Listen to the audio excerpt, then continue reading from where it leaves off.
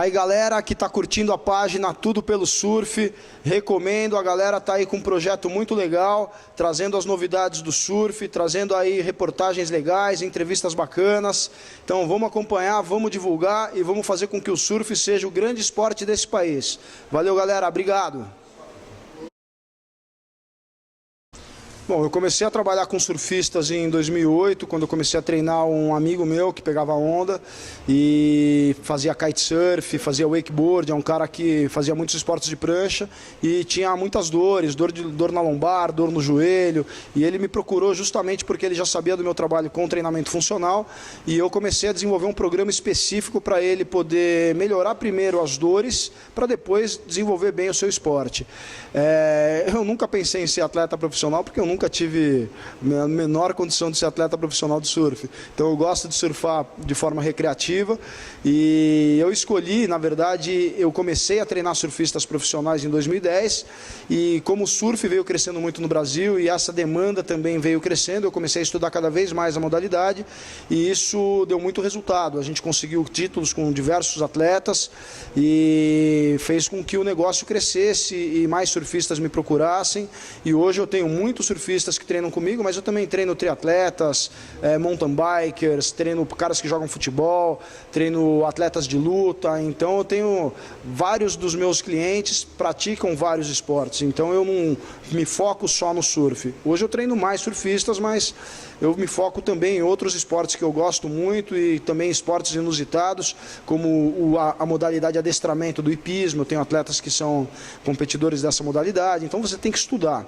Toda vez que chega um desafio diferente na tua frente, a gente estuda, a gente procura saber o que a gente está fazendo, qual é a modalidade, o que a gente pode fazer para atender melhor aquele atleta.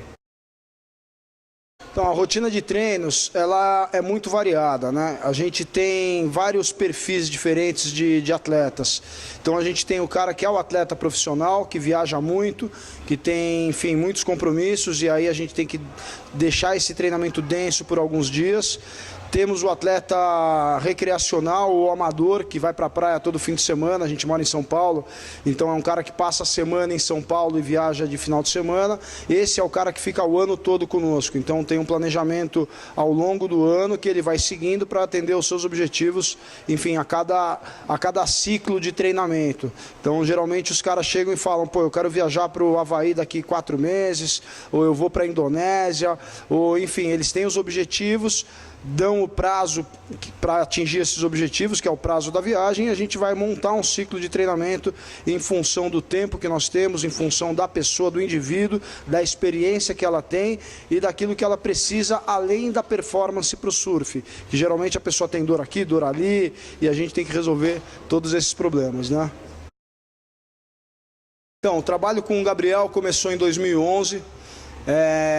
Eu fazia a preparação física de outros surfistas, né, de alto rendimento lá no Instituto Mar Azul, e o Gabriel e o Charles foram procurar, enfim, todo o acompanhamento que outros atletas já tinham, por enxergar nesses atletas um bom rendimento, né, uma boa qualidade da saúde geral e tudo mais. Então, a partir de 2011, a gente começou um treinamento esporádico. Em 2012 e 2013, continuamos o trabalho de forma um pouco mais esporádica, e 2013 se intensificou. 2014 a gente teve um grande ano com vários encontros que culminou no Campeonato Mundial, e em 2015 também o trabalho continuou forte e ele chegou com chance de disputa de título e enfim, esse ano também a gente está trabalhando bem, e o trabalho com ele é dividido por fases, né? Então eu tenho que pegar ele quando ele está em São Paulo, quando ele está em Maresias, e são poucos dias, então a gente tem que fazer um trabalho que é formatado para atender às necessidades que ele precisa durante esse período que a gente está junto. O treino ele não tem uma divisão, hoje eu vou fazer isso, amanhã eu vou fazer aquilo. Como eu disse, a gente tem poucos dias para treinar muita coisa. Então o treinamento funcional ele permite que você, na organização e no planejamento, possa contemplar tudo aquilo que ele precisa nesses poucos dias, e nós temos aí vários métodos de treino que nós utilizamos, então esse é o nosso segredo. A forma como o treinamento dele é organizado é em função da etapa que ele vai disputar, de como ele chegou da última etapa, enfim, então o treino ele é muito perceptível, mas no fim das contas ele vai ter feito força, ele vai ter treinado potência, ele vai ter treinado todas as valências físicas que são necessárias para o alto rendimento no surf. Cara, isso é muito relativo, porque isso depende muito do momento do atleta, né? A gente sabe que o surf não é um esporte que você combina com o mar, como o mar vai estar, e você chega lá e vai fazer aquilo que está combinado. Não tem nada disso. O surf é uma habilidade muito aberta, que depende das condições do mar, depende de você, enfim, surfar as ondas que vêm, né? Então, não tem como se preparar para um determinado mar de forma muito específica. A gente consegue, sim, se preparar para uma onda que é para a direita, para a esquerda, que é mais tubular, que é mais de manobra, mais de power surf, mas no geral você tem que preparar o atleta para ele estar bem para fazer tudo. E esse treinamento ele é muito desafiador, porque existem muitas variáveis e muitas possibilidades. Então você tem que ter bom senso e também atuar percebendo dentro dos princípios básicos do treinamento aquilo que é mais importante para ele naquele momento. O que acontecia, na verdade, 20, 25 anos atrás no surf, acontecia de forma muito empírica em relação ao treinamento. Então, pessoas que treinavam surfistas, na verdade, não sabiam exatamente quais eram as demandas que o surfista necessitava. Só que com o avanço da literatura, né, com os novos estudos e com o interesse de muita gente que começou a pesquisar essa modalidade, começou a se perceber quais eram as principais demandas no âmbito metabólico, neuromuscular, enfim, mecânico, o que o surfista realmente precisava para se condicionar.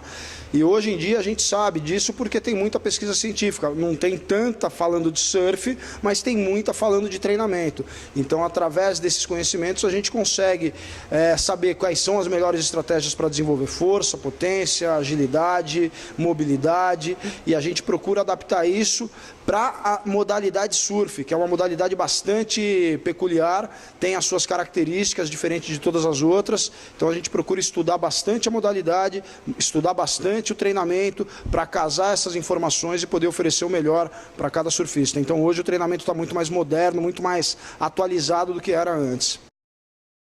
O que acontece é o seguinte, né? O surf ele é um esporte que depende das condições do mar. Então, quando a gente está num ciclo de treinamento e o mar realmente fica bom, é importante que o surfista caia na água para surfar, porque além da preparação física, a preparação técnica e tática faz parte do negócio.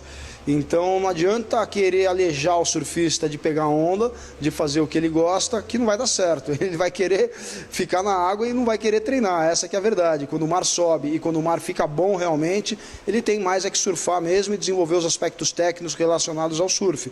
Mas sem esquecer que depois tem uma sessão de treino. Enfim, então a gente vai adaptar a rotina de treinamento do atleta em função ali do que ele vai fazer dentro da água. Eu não vou jamais privar o surfista de pegar a onda quando o mar estiver bom.